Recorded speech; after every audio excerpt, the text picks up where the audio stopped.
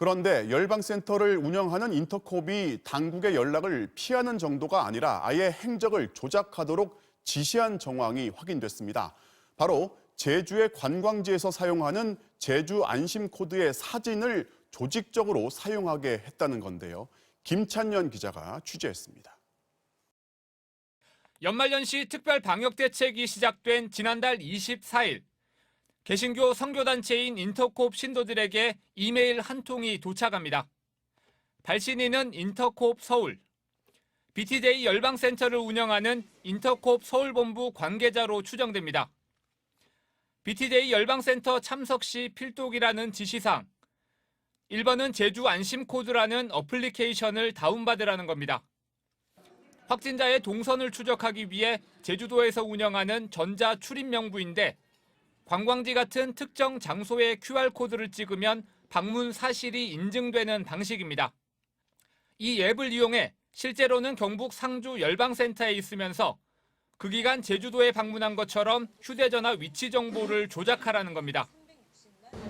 제가 서 있는 곳은 제주공항으로 성산일출봉에서 40km 이상 떨어져 있는데요. 하지만 사진으로 찍어둔 성산일출봉 QR코드를 제주 안심코드 앱으로 촬영하면 성산일출봉에 방문한 것으로 기록이 남습니다. 실제 하루 평균 2,000건 안팎 끼던 제주 안심코드 다운로드 건수는 메일이 발송된 지 나흘 뒤 25,000건으로 10배 이상 증가했습니다. 조작에 사용할 제주 지역 QR코드는 인터콥 제주지부에서 제공하고 카카오톡 비밀 채팅방을 통해 공유된 걸로 추정됩니다. 열방센터에 방문할 때 미리 휴대전화를 끄고 집에 돌아갈 때까지 절대 휴대폰을 켜지 말 것. 사진 촬영과 외부인 접촉 금지도 방문자들이 지켜야 할 필수 사항이었습니다.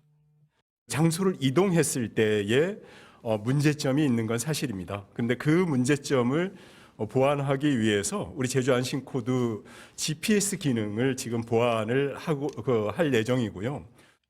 상주 열방센터에 직접 방문했던 제주도민 39명 가운데 아직 확진 판정을 받은 사람은 없지만 6명은 연락이 닿지 않고 있습니다. 정부는 열방센터 측의 진단검사 거부 등 방역법 위반 행위를 절대 용납하지 않겠다고 강조했습니다. MBC 뉴스 김찬현입니다.